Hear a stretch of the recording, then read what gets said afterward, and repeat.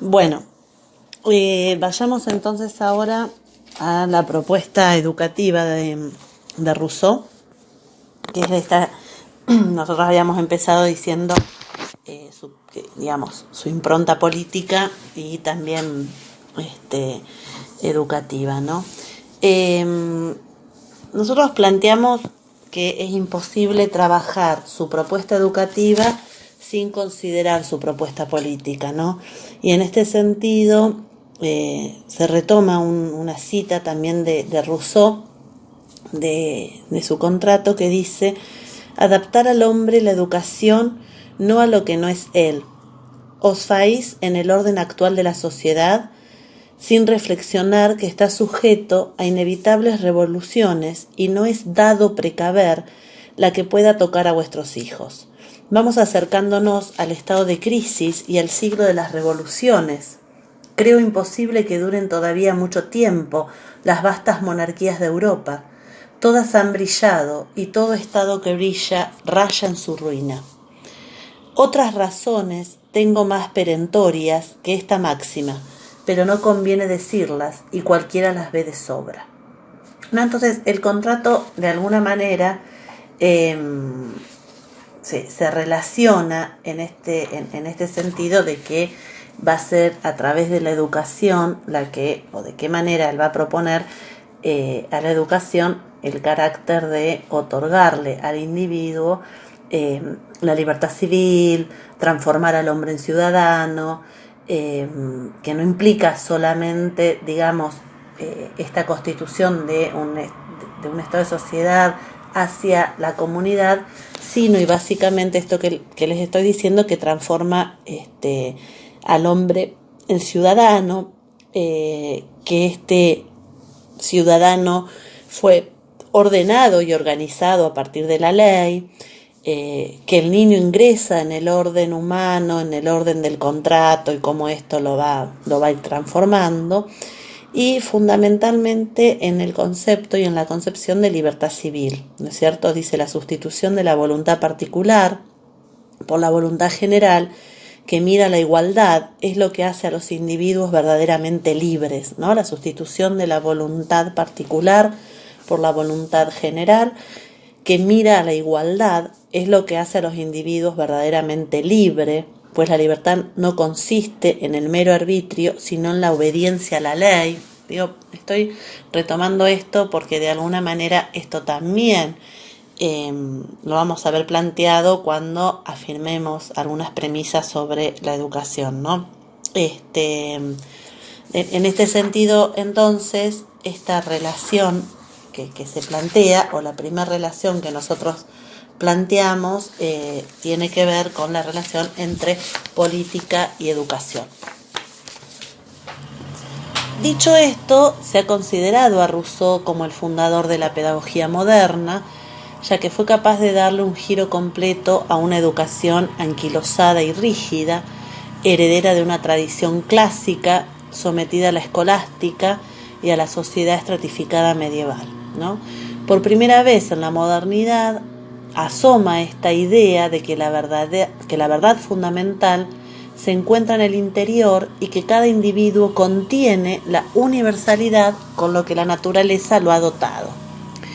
En este sentido, el texto de Gamba, que es un texto que en realidad se escribe para la carrera de Derecho, ¿sí?, plantea una diferencia bien interesante con el individualismo del siglo XVII, ¿no? El individualismo de Locke, ¿sí? Dice: esta idea de una naturaleza que es accesible a la razón humana, así planteada, no tiene nada de novedoso ni de especialmente moderno.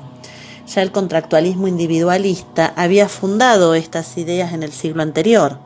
Podría parecer entonces que esa base de la que partía no tiene una especial relación con la particularidad de su pensamiento, aquella por la que se atribuye su importancia y su modernidad, y que por lo tanto no es necesario comprender para entender esta, ¿sí? Plantea una distinción interesante con el contractualismo liberal de la época. Bueno, estábamos en lo educativo entonces. Habíamos bueno, la cita de Gamba, y decir entonces que el objetivo fundamental de la educación para Rousseau era formar a un hombre, que este hombre luego se transformaría en el ciudadano, ¿sí? Por lo tanto, la virtud es la expresión de la naturaleza, que es única, y es hacia allí donde se debe dirigir la educación.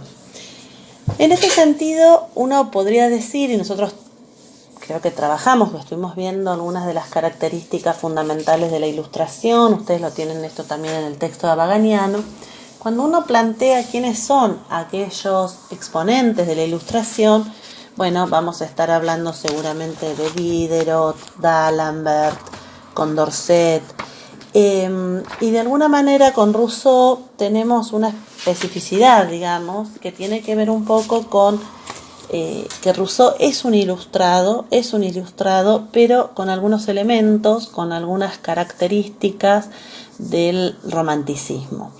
¿Por qué vamos a decir que no es romántico? Porque el romanticismo como movimiento de principios del siglo XIX es una respuesta, ¿sí?, al avasallamiento ilustrado, al avasallamiento de Francia, ¿no?, de llevar estos ideales que vamos a ver después de la Revolución Francesa, y la respuesta va a ser desde lo educativo con el movimiento romántico. No obstante, ¿por qué nosotros hablamos de algunos elementos románticos en Rousseau? En primer principio, porque para Rousseau ya no es la razón el criterio supremo que constituye al hombre como tal, sino que también considera el sentimiento, ¿sí? Condena el intelectualismo, de alguna manera, del pensamiento ilustrado, por la cual van a decir que los filósofos no admiten como verdadero sino lo que pueden explicar, y hacen de su inteligencia la medida de lo posible. Por lo tanto, la regla de este sentimiento puede ir más allá de la filosofía, es libre incluso de estos límites de la pretendida racionalidad, y pone también el acento en el sentimiento, ¿no? Coincide con que este sentimiento tiene que ver también con la caracterización que él hace de la utilidad y la felicidad del género humano, que en ningún caso, va a decir, es diversa a la fe, que tienen, digamos, no es diversa a la fe que tienen en la felicidad que este individuo puede construir, ¿no? En efecto, entonces se puede hablar de un romanticismo porque en Rousseau la interioridad del sentimiento deja de estar a la merced del juicio que sobre él puede formular la razón, y se convierte a su vez en juez del valor de la razón, si bien ese valor sigue siendo en todo y por todo positivo para Rousseau, ¿no? En este sentido, entonces, él hace fíjense ustedes después en la página 389, él hace una relación cuasi directa entre sentimiento, romanticismo y pragmatismo, en cuanto que para él el valor de este planteamiento teórico reside exclusivamente, va a decir Abaganiano, en las consecuencias prácticas que derivan de él, ¿sí?, así como en el campo filosófico y en el de la religión. Dice, la clave entonces del pensamiento de Rousseau es la coincidencia entre la felicidad individual y la felicidad general, ¿sí? Sin embargo, esta coincidencia no es algo dado, sino que debe conquistarse. El sentimiento debe incluso educarse, y educarlo en sentido en sentido altruista, ¿sí? Para Rousseau la relación entre sentimiento y experiencia no es menos estrecha de cuanto lo sea en general para la ilustración, ¿sí? Entonces, fíjense cuando lo estén trabajando, cuando lean los materiales sobre la ilustración en Rousseau, sobre aquellos elementos del romanticismo, ¿sí?, teniendo como base, digamos, o entendiendo que el romanticismo como movimiento es un movimiento del siglo XIX, lo vamos a ver después, y por lo tanto Rousseau sí es un ilustrado, ¿no? Entonces, yo en esta filmina había puesto también algunas citas que tienen que ver con este posicionamiento, ¿no? Dice, la obra maestra de una buena educación es hacer un hombre razonable, y se pretende hacerlo por la razón. esto es comenzar por el fin, es querer, dice, hacer el instrumento de la obra. Si los niños razonasen, no tendrían necesidad de ser educados. O cuando dice la educación es la que debe dar a las almas su forma nacional y dirigir de tal suerte sus opiniones y sus gustos que sean patriotas por inclinación, por pasión, por necesidad. Dice, al abrir los ojos el niño debe ver la patria y solamente la patria hasta su muerte, ¿no? Entonces, además, acá volvemos con esto a ver cómo lo educativo y lo político, bueno, tienen una imbricación profunda.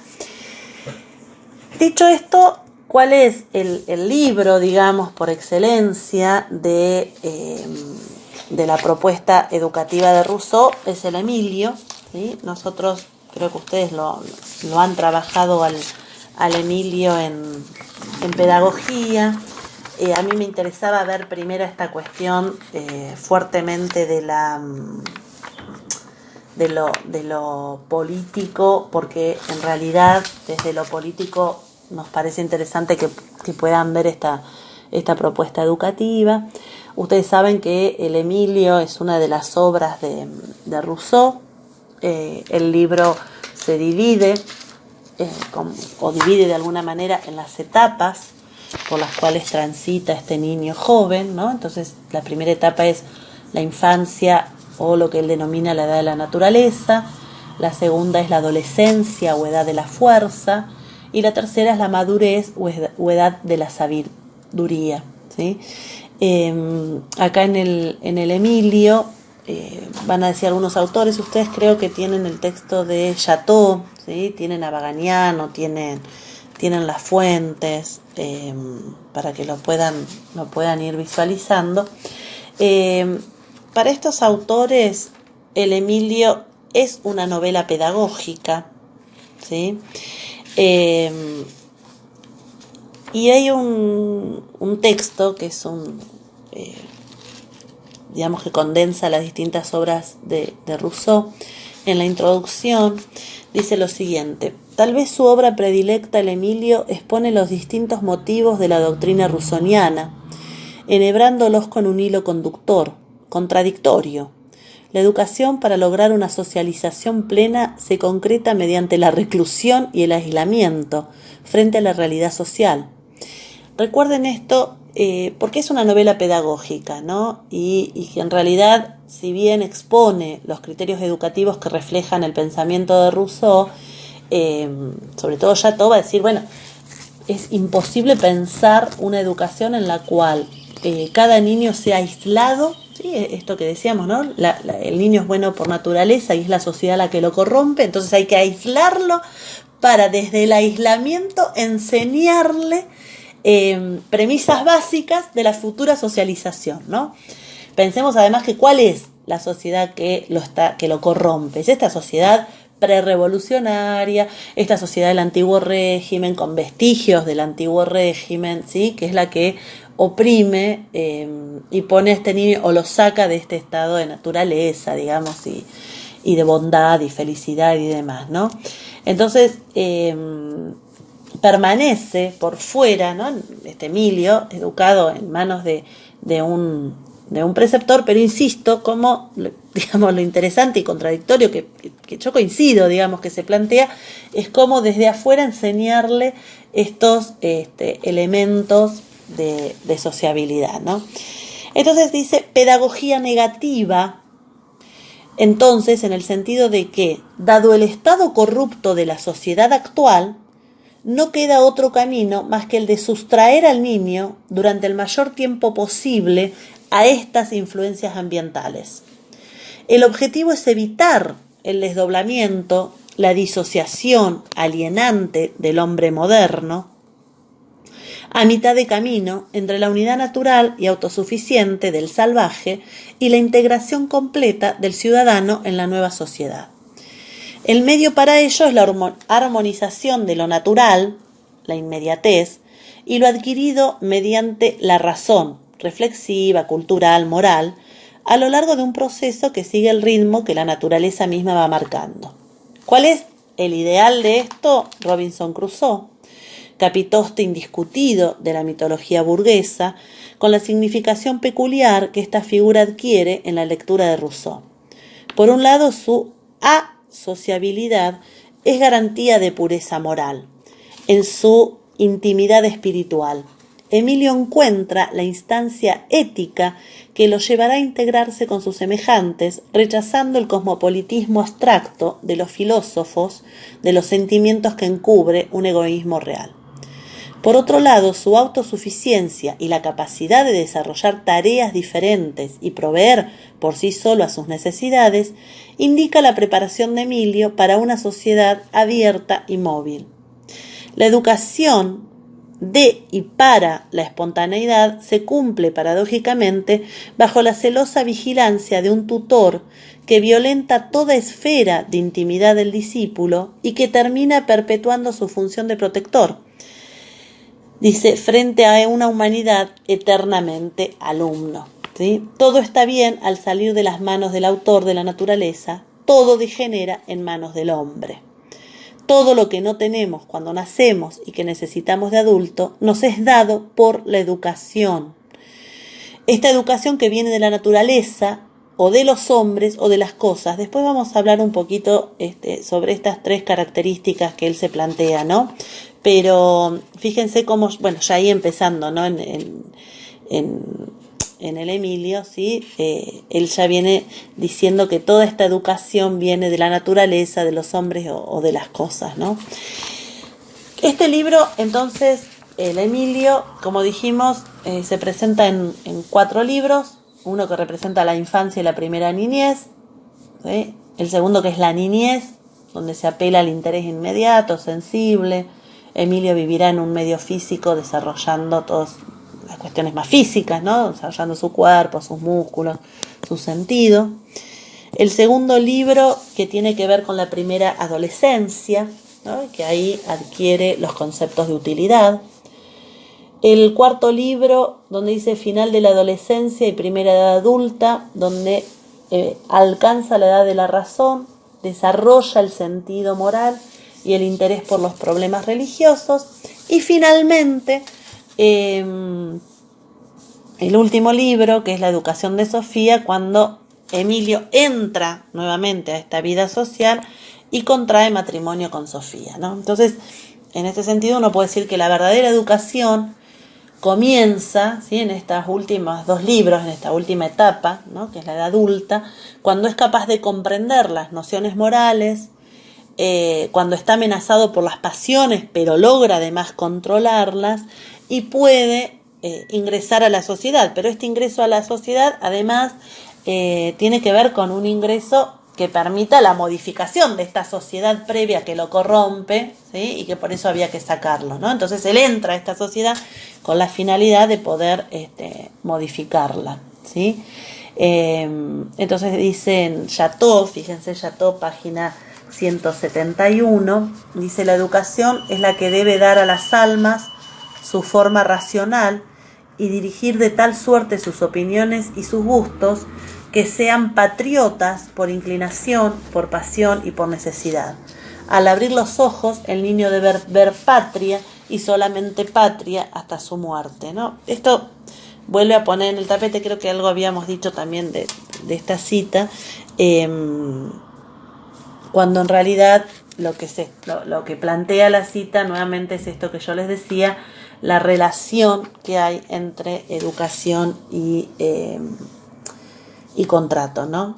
De este modo, el ideal de educación, y además es una educación pública, ¿no? La que él estaría pensando, luego, digamos, una vez que vuelve Emilio a la sociedad, no tendría en principio sentido previamente, porque la educación pública solo puede ser pensada para este hombre libre, ¿no? Y este hombre libre no va a ser hasta tanto esta sociedad no sea modificada. Por eso en algunas citas o en algunos escritos él dice: la instrucción pública no existe y no puede existir porque donde no hay patria no hay ciudadanos, donde no hay ciudadanos no hay libertad. ¿Se entiende? Entonces cómo se va construyendo también este ideal de sujeto ciudadano.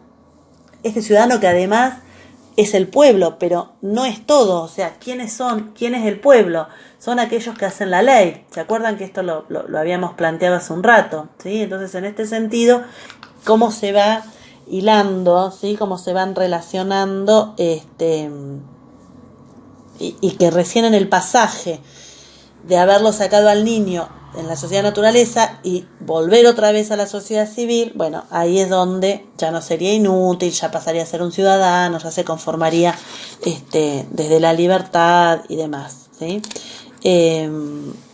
Por eso dice que en definitiva resultaría casi imposible, diríamos utópico, esta propuesta educativa rusoniana dirigida a un niño el cual necesita socializarse, tener estos principios básicos de ciudadanía, república, derechos, patria, ¿no? Pero sacándolo fuera de ello. Entonces, a partir de ahí hay un concepto que es un poco complicado de poder entender y les pido que se detengan, que tiene que ver con la educación positiva y la educación negativa.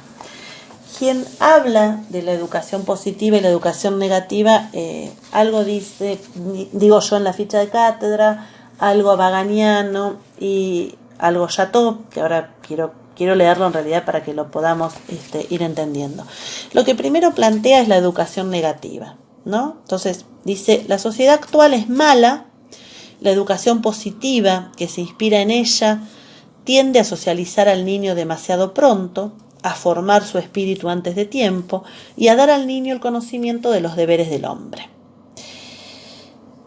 Pero puesto demasiado pronto en contacto con estos vicios, contra los cuales se los quiere proteger, incapaz todavía de condenarlos y de dominarse, los acepta y participa de la cadena que atan por la vanidad y la opinión al hombre moderno. Se quiere formar su inteligencia, darle opiniones morales, y por eso mismo se la pierde. En efecto, el descarrío de la juventud no empieza ni por el temperamento ni por los sentidos, sino por la opinión. El peligro estriba en que el niño adapte precozmente su máscara, que es la de nuestro hombre moderno, pervertido por la sociedad actual. Es preciso, pues, contrarrestar esta educación, ¿sí? La que tiene el niño, la que está en esta época, ¿sí? Que se apresura demasiado en integrar al niño en un medio social mediocre, y hay que rodearlo a este niño de un cerco, ¿sí? Que le ponga el abrigo y sea educado por fuera de estos males. Entonces dice lo siguiente: si el hombre es bueno por naturaleza, se deduce que sigue siéndolo mientras nada extraño a él lo altere. Cerrad pues la entrada al vicio y el corazón humano será siempre bueno. Yo establezco sobre ese principio la educación negativa como la mejor o tal vez la única buena. Llamo educación negativa la que tiende a perfeccionar los órganos, instrumentos de nuestros conocimientos antes de darnos y que prepara la razón para el ejercicio de los sentidos. La educación negativa no da las virtudes, pero las previene. Previene de los vicios y de estas virtudes. No enseña la verdad, pero preserva del error. Dispone al niño para todo lo que puede llevarlo a la verdad cuando esté en situación de oírla, y al bien cuando esté en situación de armarla. Por lo tanto, ¿sí? Yendo al escrito de Rousseau, dice, cuando habla de educación negativa, es la primera educación que debemos impartir, es la educación llamada negativa. Aquí solo debemos limitarnos a no hacer nada, a dejar que la naturaleza obre por sí sola y no fomentar que el niño adquiera ninguna costumbre.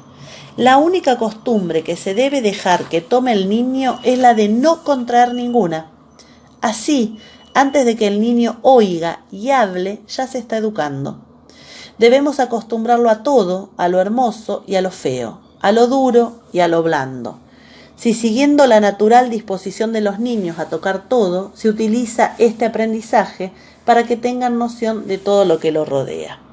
Entonces pone un ejemplo, ¿sí? De cuál sería esta educación negativa. El ejemplo es este. Los niños tienen, según Rousseau, una disposición natural a enfadarse. Esta disposición de los niños exige grandísima atención. El niño manifiesta su enfado por medio del llanto. El peor error es complacerlo, porque esto hace que se convierta en un déspota.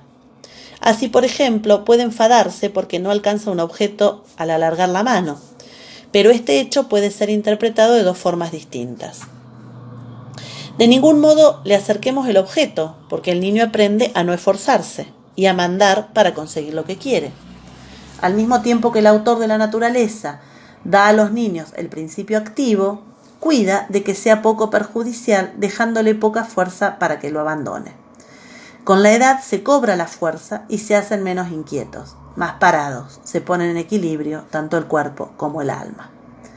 Entonces, dice, a propósito de esto, Rousseau plantea 4 máximas para educar a este niño, ¿no? Estamos hablando siempre de la educación negativa. Lejos de tener los niños fuerzas sobresalientes, ni aún tienen las suficientes para todo lo que pide, por tanto hay que dejarles el uso de todo cuanto les da y de lo que se puede abusar. Es preciso no suplir lo que les falta, ¿sí?, para que ellos puedan encontrarlo. Plantea acá también el espíritu de estas reglas. Dice, hay que estudiar con atención su lengua y sus signos, pues como en esta edad no saben disimular, distinguiremos sus deseos. ¿Sí? O sea, él va planteando cada una de estas, de estas, sí, máximas, propuestas, ¿sí?, para que este niño, durante esta educación negativa, ¿sí?, que es cuando se lo saca de la sociedad para poder educarlo, lo dejan hacer, lo dejan libre. Y por educación positiva, dice, no cabe duda de que la que más va a convenir va a ser la negativa y no la positiva. Mientras ignoramos lo que debemos hacer, la cordura consiste en no hacer nada. Es necesario saber no obrar. Esto es lo más difícil, tanto en la vida moral como en la educación. Evitar correr el peligro de la perversión por falta de prudencia. La infancia debe, pues, ser, en cierto sentido, una larga ociosidad. Es preciso dejar que madure la infancia de los niños, el saber no hacer nada, ¿no? Esto, si sabemos no hacer nada, retardar lo más posible a que este niño pueda hacer las cosas, sería la educación negativa, pero que en definitiva se transformaría en positiva, porque es lo positivo para que este niño después pueda ingresar nuevamente a la sociedad, ¿sí? Entonces, ¿qué dice Abaganiano? Que también va a plantear algunas cuestiones sobre la educación positiva y negativa. Fíjense en la página 396, 397, cuando dice, la regla del perder tiempo vale esencialmente hasta los 12 años. A esa edad, hasta los 15, el jovencito, no turbado aún por las pasiones, puede ya desplegar una atención más prolongada y persistente. Los fenómenos que lo circundan, impulsados por el sentido y la utilidad. ¿Sí? La ciencia, mediante experimentos prácticos y aparatos simples construidos por el propio Emilio, se darán a partir de ese momento, ¿sí? Entonces, ahí en estas páginas, él va a ir trabajando, Abaganiano, la concepción de la educación positiva y la educación negativa, hasta que luego sí, en la última, en el último libro, cuando se casa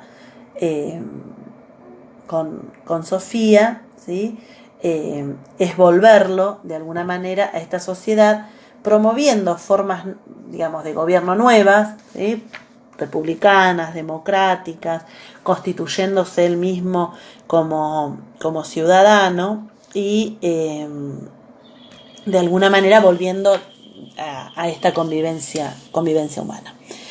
Entonces, en este sentido, yo algo me había agregado el tema de la educación, de las 3 formas de educación que él va a proponer, que van a ser la educación de la naturaleza, la educación de las cosas y la educación de las personas, ¿no?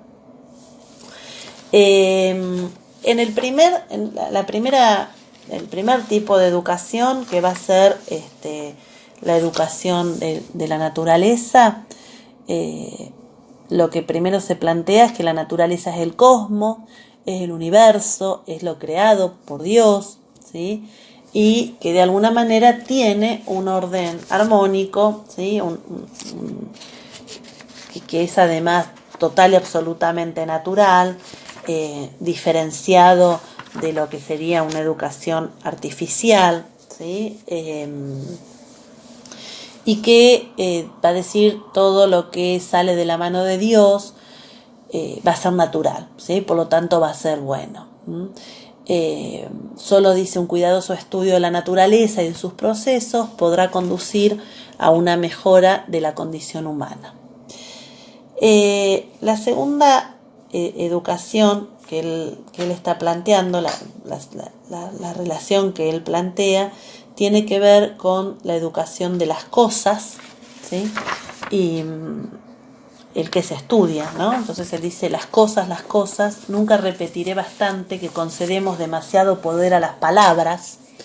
Entonces él propone que no hay que enseñarle nada al niño que no pueda ver, ¿sí? Entonces hay una crítica muy fuerte a aquella educación que para él no es útil, ¿sí? Que tiene que ver solo con las palabras y que de alguna manera la utilidad de esta educación va a tener que, o está dirigida cuando la palabra está en relación con las cosas, ¿no? Dice palabras, solo palabras, siempre palabras. Así se introduce en su espíritu un catálogo de palabras que no significan nada para las mismas palabras. Los libros solo sirven para transmitir las perversiones sociales. Indudablemente no hay que tomar demasiado al pie de la letra el famoso odio a los libros, ¿no? Él plantea una concepción así en uno de sus libros, ¿no? Pero se ve claramente que los libros para Rousseau son el principal instrumento de la perversión, denunciadas desde los discursos. Vuelve a decir esto de las cosas, dice, el aprendizaje de un oficio, dice, manual, no hará sino coronar y coordinar tales actividades.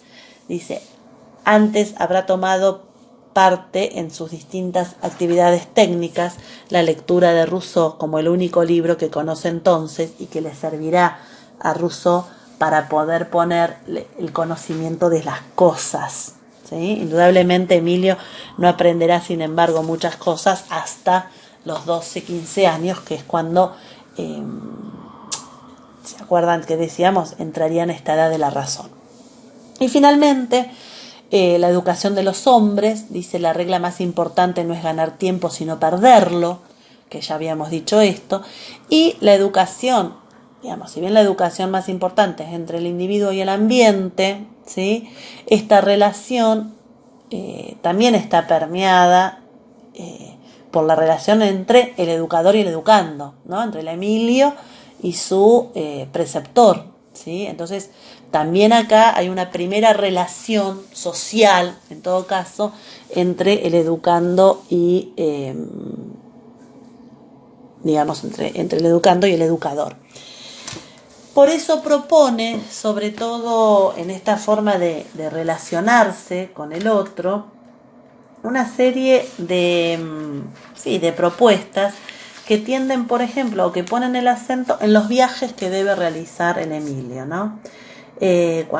Una vez que el Emilio ya ingresa nuevamente a la sociedad, digo, porque la primera relación social en todo caso sería el Emilio con su preceptor, con su educador, ¿no? Pero luego esto le sigue esta relación que el Emilio va a tener una vez que ingresa a la sociedad. Entonces, para que el Emilio pueda conocer a los hombres, no basta, va a decir, con que conozca solamente a los parisienses, sino que debe conocer otros pueblos, otras costumbres, otras formas de gobierno.